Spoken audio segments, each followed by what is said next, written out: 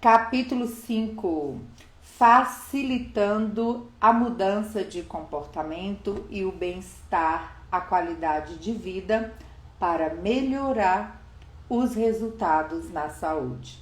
Um capítulo com recomendações grandiosas que não podemos, como educadores, perder de vista, né? Então, essas recomendações, elas deveriam ficar aí estampadas nos pontos de atendimento, já que são de fundamental importância no dia a dia.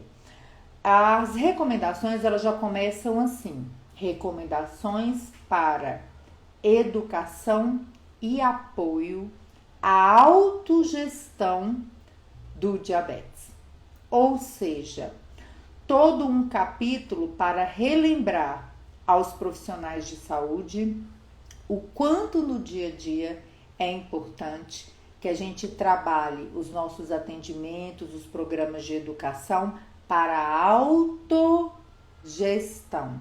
Uma palavra e um procedimento realizado por pacientes e muitas vezes esquecidos nessa correria aí do dia a dia, né? Que muitas vezes impera o dar a informação ou um plano alimentar ou uma receita e muitas vezes fica de fora qual é a participação daquela pessoa com diabetes, daquela família que convive com o diabetes na gestão desses cuidados. Então, muito sabiamente, a primeira recomendação da ADA são 4 os momentos críticos para avaliarmos a trajetória educacional da pessoa com diabetes e da família para a autogestão.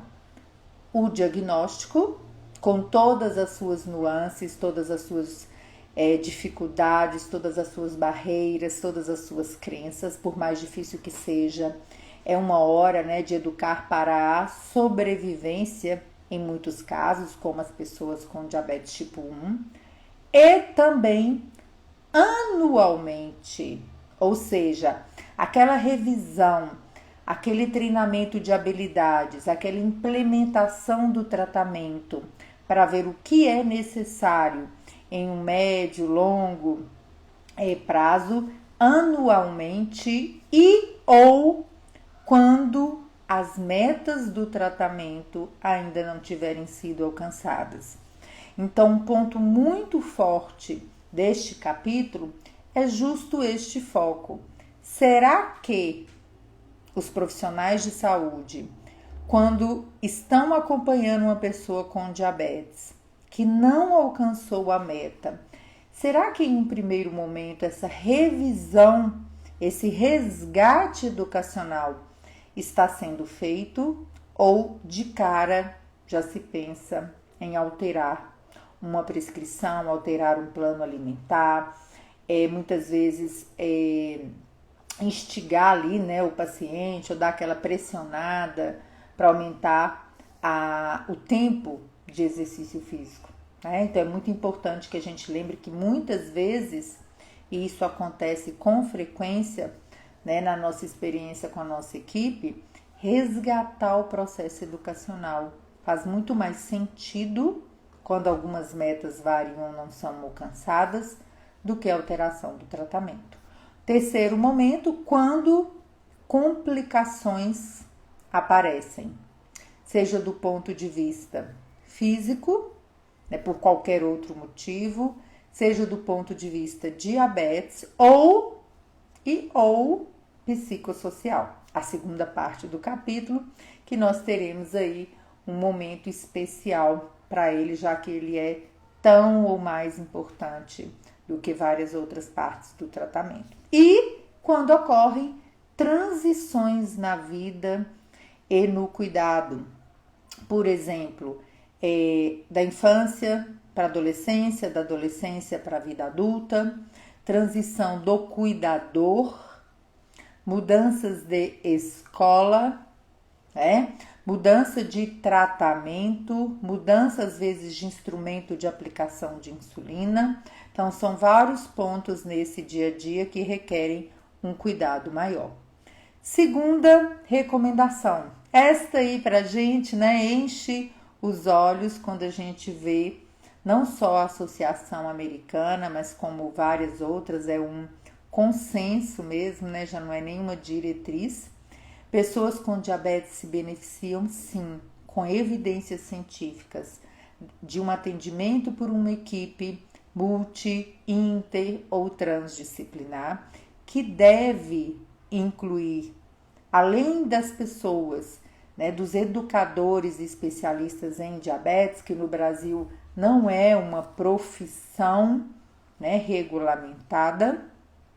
Nós temos profissionais de saúde que são educadores, que são especialistas e educadores.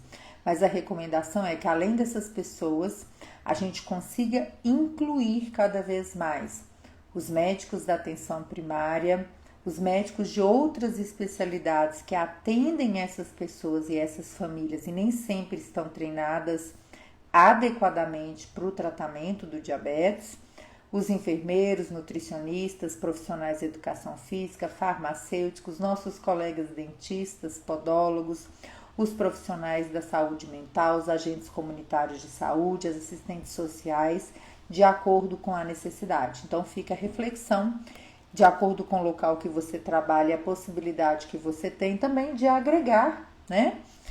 Muitas vezes de estar aí entrando em contato, discutindo com a equipe da atenção primária, às vezes com assistente social, a gente faz muito isso, né? Discutir, a nossa assistente social, discutir com a assistente social da unidade, colegas que estão aí engajados em várias estruturas e que podem ser um bom respaldo na prática diária.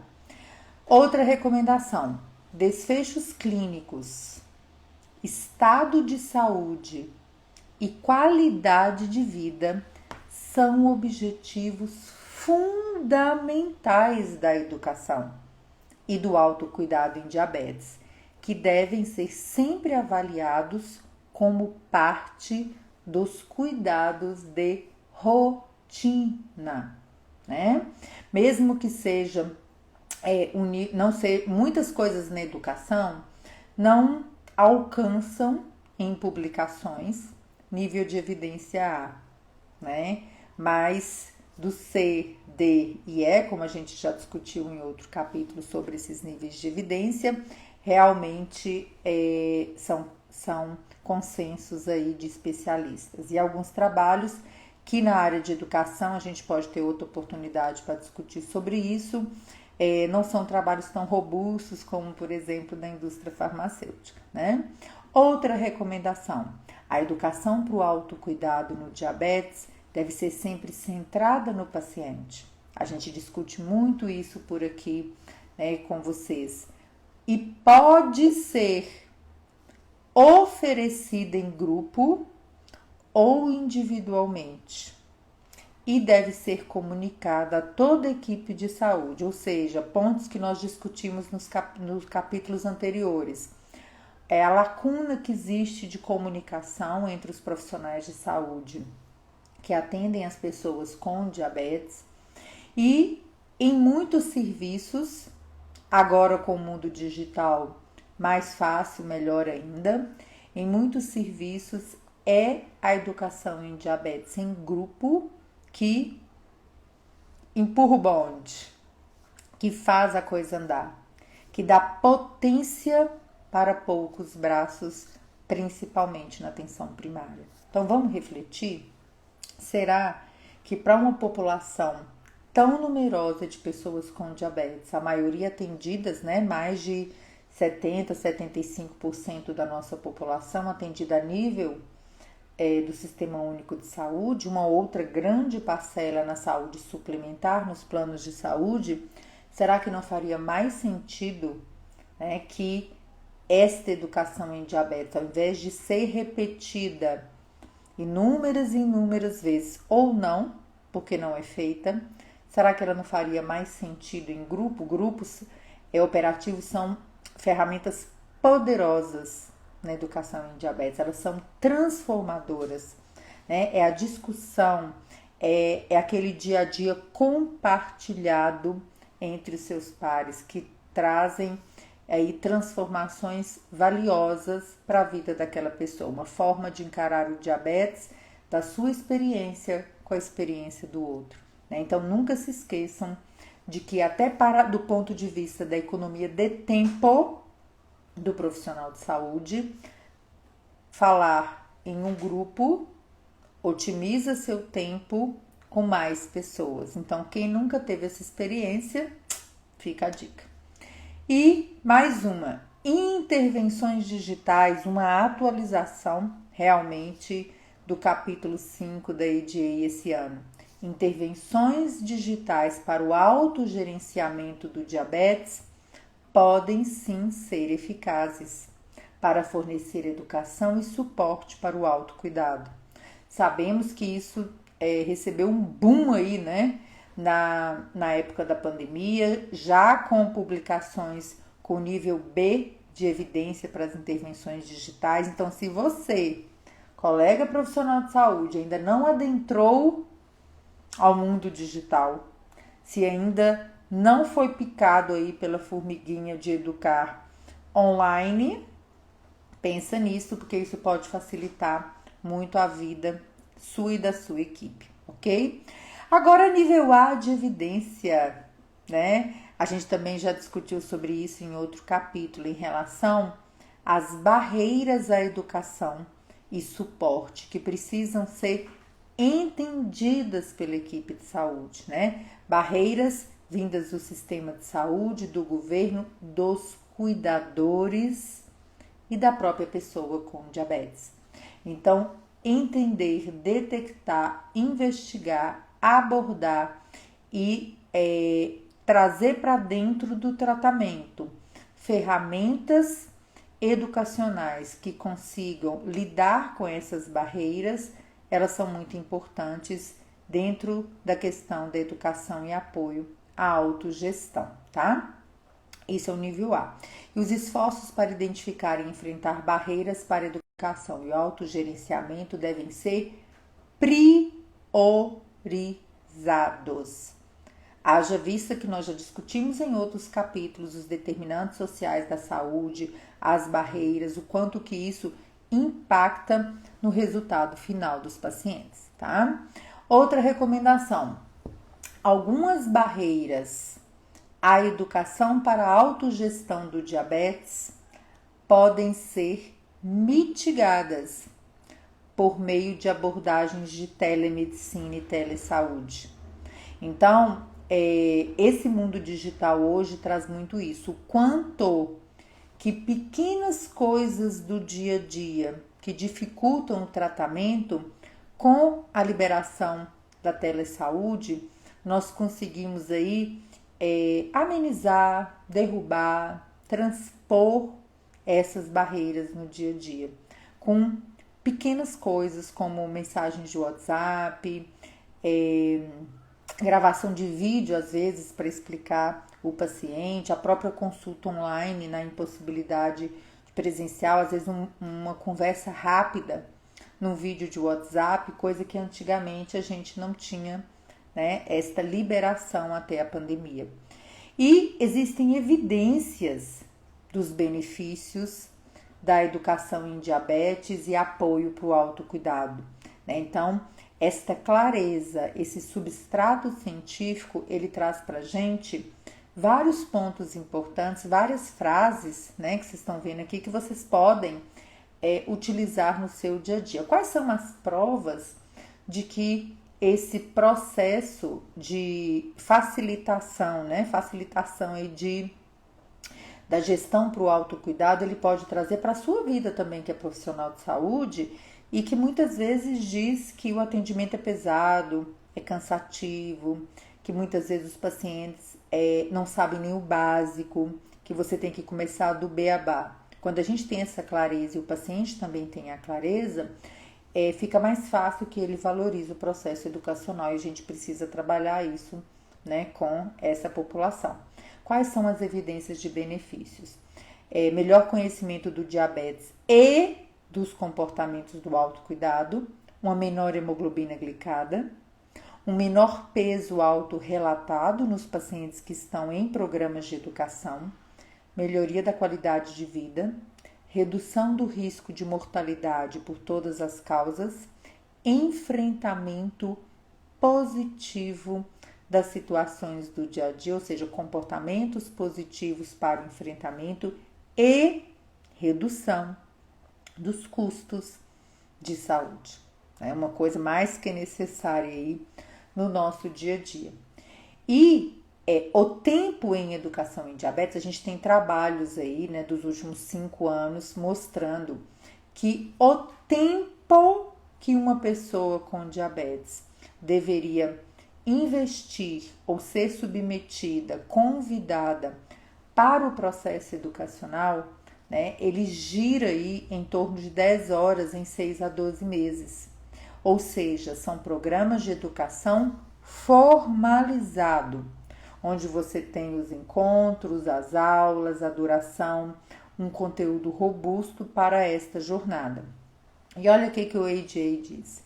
Pessoas com diabetes que completaram mais de 10 horas de um programa de educação em 6 a 12 meses ou aqueles que participaram de uma educação continuada tiveram reduções significativas na mortalidade na glicada, em uma diminuição em torno de 0,57%, em comparação com aqueles que tiveram menos tempo junto a um especialista. Parece pouco, né?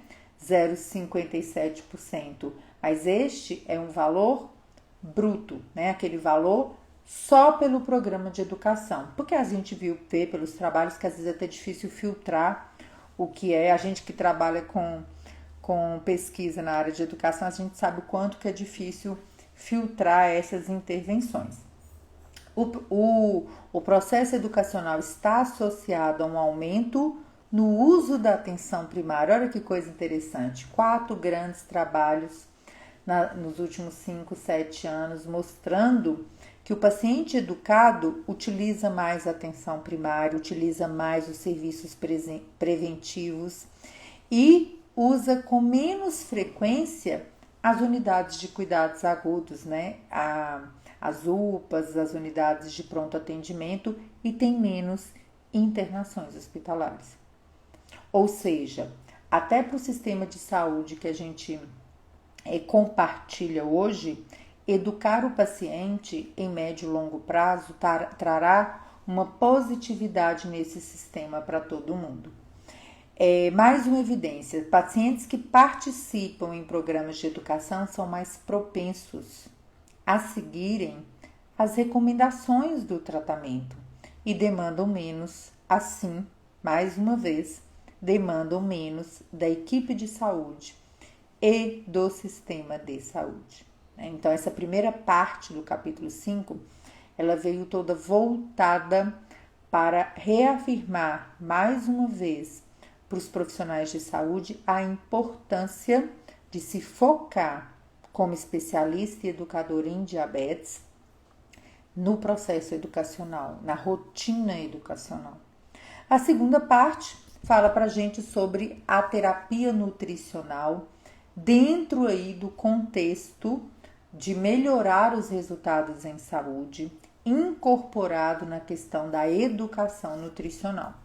E a primeira parte, né, aí da parte da terapia nutricional é a afirmação de que todos os profissionais de saúde precisam ter clareza que para muitos indivíduos com diabetes, a parte mais desafiadora do plano de tratamento é determinar o que comer.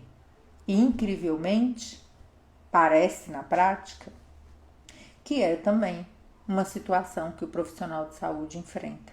Haja visto, muitas vezes, a dificuldade de fazer essa educação nutricional global, né? A gente não estou falando prescrever um plano nutricional, porque isso é uma atribuição de um nutricionista. Mas a educação nutricional, de forma geral, ela é uma característica, né? É uma formação que o especialista em educador em diabetes tem.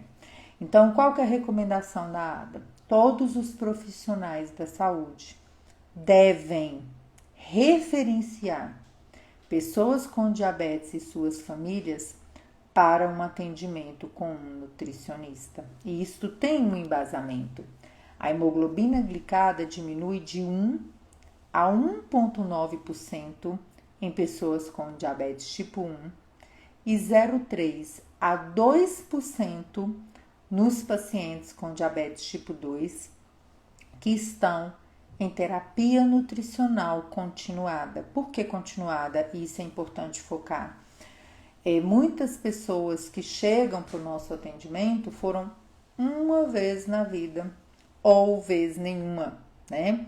E muitas vezes a gente vê com clareza que aquele gargalo que existe naquele tratamento, ele vem dessa desinformação em quantidade, em qualidade, em persistência, em variações, em adaptações para a fase da vida.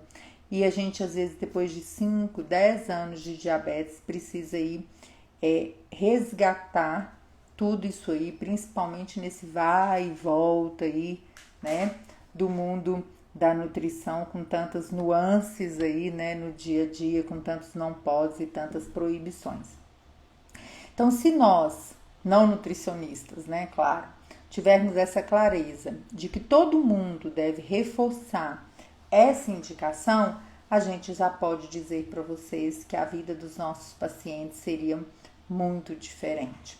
E dentro aí, né, uma grande tabela aqui nesse capítulo da ADA falando aí sobre a nutrição, a gente tem vários tópicos do dia a dia que, em suma, querem dizer o seguinte: todos os pacientes com diabetes tipo 1, tipo 2, pré-diabetes, diabetes gestacional ou qualquer outro tipo já diagnosticado, devem estar em acompanhamento com um profissional da nutrição que entenda das indicações e acompanhamento das terapias nutricionais, tá?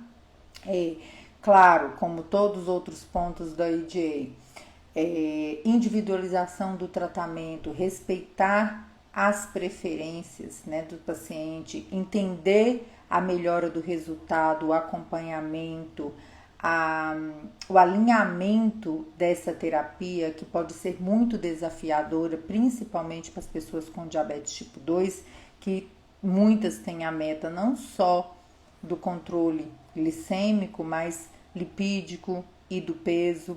Então, isso aí realmente é tão importante que a recomendação do ADA é muito clara em relação à política de reembolso para todas as pessoas com diabetes em situações aí, né, de saúde suplementar.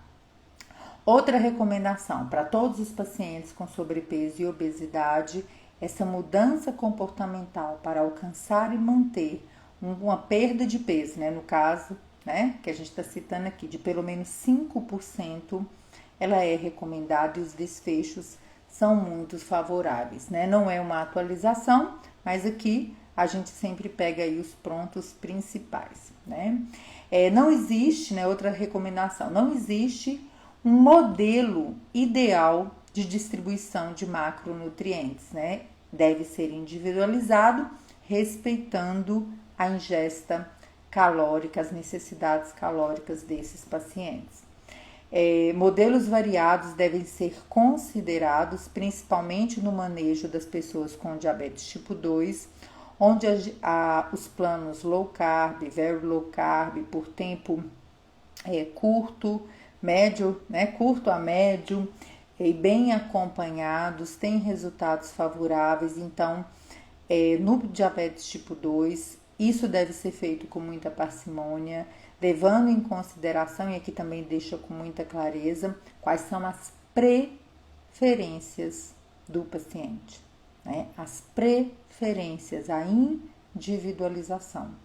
Todos os modelos e todas as citações aqui, né, que são grandes, principalmente em relação aos carboidratos, a contagem de carboidratos que a gente fala tanto, né, com os colegas, aos modelos de individualização, de ter a liberdade alimentar, fazer a contagem de carboidratos, respeitando as recomendações de alimentação, né, saudável, de alimentos aí, né, densos em qualidade, né, não necessariamente em quantidade. Então, essa tabela aqui, ela destrincha aí esses pontos em relação aos carboidratos e reafirma.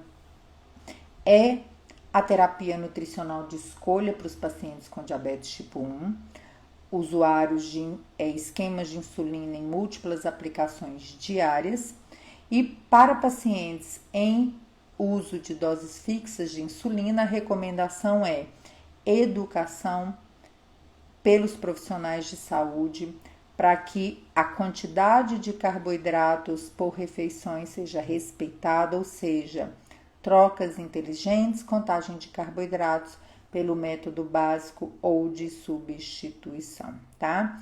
Em relação a proteínas, a gordura, este capítulo revisa aí, né?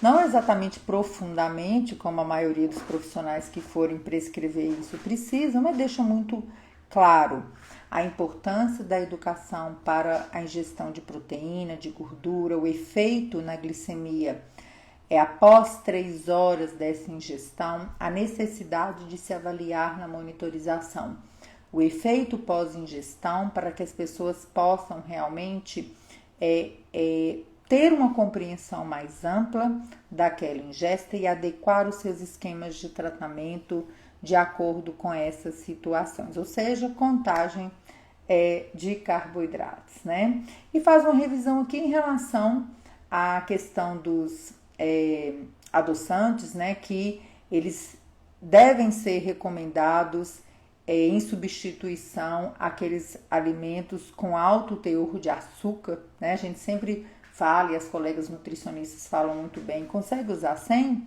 Perfeito, mas se não consegue, né, alimentos com alto teor aí de bebidas açucaradas, né, açúcar em geral, a qualidade ela deve ser preservada. Então essa tabela é muito bonita, eu recomendo principalmente os colegas não nutricionistas, que às vezes não tem aquela proximidade com o nutricionista na equipe para poder discutir, que tenha dê uma lida carinhosa nesse capítulo, que pode te ajudar muito aí no dia a dia. Quais são as metas, né? A gente falou aí dessa qualidade, dessas recomendações, mas a gente também precisa ter clareza, e o paciente e a família também. Quais são as metas da terapia nutricional em adultos com diabetes? Promover e apoiar padrões alimentares saudáveis, enfatizando a variedade de alimentos densos em nutrientes, em tamanhos de porções apropriadas para melhorar a saúde geral e alcançar e manter as metas de peso corporal. Atingir as metas glicêmicas de pressão arterial e lipídicas individualizadas e retardar ou prevenir as complicações do diabetes. Então é muito bom que a gente pontue isso para os nossos pacientes, da importância de estar encaminhando para a terapia nutricional e de ser assíduo a essa terapia. Mais um posicionamento. Atender às necessidades de nutrição individual baseado em preferências pessoais e culturais. Sempre lembrar, já discutimos também em capítulos anteriores, da questão da alfabetização e numeração em saúde, né? A alfabetização numerária. A questão do acesso a alimentos saudáveis, discutimos sobre as barreiras sociais aos cuidados e a disposição e capacidade para fazer mudanças comportamentais. E quais são essas barreiras existentes para mudanças? Lembrando, manter o prazer de comer, fornecendo mensagens não críticas sobre as escolhas alimentares, limitando essas escolhas apenas quando for indicado por evidências científicas. Então, põe isso pregadinho aí, gente. Cuidado com o que você ouve do paciente, cuidado com o que você fala, que pode ser uma linguagem julgadora e limitante. Continuando nas metas para terapia nutricional, fornecer à pessoa com diabetes as ferramentas práticas para desenvolver padrões alimentares saudáveis, no lugar de focar demais, né, somente em macro, micronutrientes ou alimentos específicos, né? Então, acho que essa recomendação aí traz muita clareza para o não nutricionista, né, para o profissional de saúde, educador. E por fim, na parte nutricional aí, né, uma grande pegada aí de revisão, que é um capítulo grande, os estudos que avaliaram a quantidade ideal de ingestão de carboidratos para pessoas com diabetes são inconclusivos. Embora monitorar a ingestão de carboidratos e considerar a resposta individual na glicemia a esse carboidrato seja fundamental para melhorar a gestão da glicemia pós-prandial. Passando então para o exercício físico, né, as atividades físicas, os exercícios com as suas diferenciações, né? Sempre bom a gente trabalhar com os pacientes a definição de atividade física, né, que é um termo geral que inclui todos os movimentos que aumentam o gasto energético e é uma parte, inclusive, atualmente importante no manejo do diabetes. Já o exercício físico é uma forma aí específica, programada, planejada de atividade física, né, um exercício estruturado, tá, com objetivos mais definidos. E quais são as recomendações? Crianças e adolescentes com diabetes tipo 1, tipo 2 ou pré-diabetes devem se envolver em pelo menos 60 minutos de atividade física por semana, né, de atividade aeróbica moderada ou vigorosa, de preferência aliada a fortalecimento muscular e da massa óssea, nível C de evidência. Para a maioria dos adultos com diabetes tipo 1 e tipo 2, a indicação de pelo menos 150 minutos de atividade aeróbica de intensidade moderada vigorosa por semana, preferencialmente dividida em 3 dias da semana, tentando aí, né, não ter intervalos de mais de 2 dias consecutivos aí, né, intervalos sem atividade. Durações mais curtas, mínimo de 75 minutos por semana de intensidade vigorosa ou treinamento intervalado podem ser suficientes para indivíduos mais jovens e fisicamente aptos. Adultos com diabetes tipo 1 e tipo 2 devem tentar se envolver em pelo menos 2, 3 dias por semana de exercício de resistência, ou seja, acoplar. E principalmente aqueles com diabetes tipo 2, uma recomendação muito boa que já tem 1 ou 2 anos, que pode sair da boca de todos nós. Trabalhar com os nossos pacientes a diminuição do tempo gasto em comportamento sedentário diário, né? Ou seja, bora balançar, bora mexer com os nossos pacientes, bora falar sobre isso aí para eles, já que nós temos evidências, né? Nível B de evidência de que diminuir o tempo gasto no comportamento sedentário para os pacientes, particularmente para os pacientes com diabetes tipo 2, já tem um benefício grande na saúde, né? E que esses cuidados em relação geral, né, aquelas recomendações de avaliação das complicações dos pacientes, se existe alguma contraindicação médica ou não. Pacientes sintomáticos do ponto de vista cardiovascular têm indicação ampla de avaliação cardiológica, enquanto que os assintomáticos, né, sem complicações, a gente já não tem tanta evidência para isso aí na prática. Treinamentos de flexibilidade e de equilíbrio também são recomendados em 2 a 3 vezes por semana para os idosos com diabetes, né? Inclusive já foi incluído na AD Yoga, o Tai Chi Chuan, né, podendo ser incluído entre as preferências individuais, com o objetivo para esse grupo de aumentar a flexibilidade, força muscular e equilíbrio. E uma coisa importante para todos nós que deve ter na nossa anamnese, avaliar a atividade física basal quando o paciente começa o acompanhamento com você e o tempo em sedentarismo. Eu sei que não é fácil, não é uma atividade fácil Inclusive tem alguns instrumentos de avaliação para quem gosta de trabalhar, tem equipe grande, isso pode ser incluído, para que a gente possa pelo menos começar a promover esse aumento de atividades não sedentárias acima daquele basal do paciente, né? Então isso é muito importante, seja para os pacientes com diabetes tipo 1, sejam para os pacientes com diabetes tipo 2, e os colegas da educação física prezam muito por isso aí, né? Incluir a caminhada, yoga, o próprio trabalho doméstico, né? Cuidar de um jardim, fazer uma natação, fazer uma dança, andar dentro de uma piscina, né? Como a gente já escutou muitas vezes, e que pode fazer aí uma grande diferença na vida dos nossos pacientes.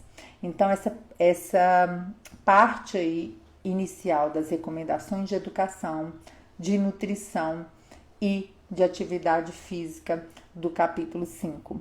Em seguida, né, a segunda parte desse capítulo, nós discutiremos especificamente de um ponto que a Ada já trouxe uma grande transformação nos últimos anos, que é a saúde mental, que é a abordagem psicossocial, que é o rastreamento por toda a equipe de depressão, de ansiedade, de estresse, de burnout, ter esse entendimento em relação aos transtornos alimentares, né, um problema grave, frequente, pouco falado pelos profissionais de saúde, mal e ou pouco diagnosticado.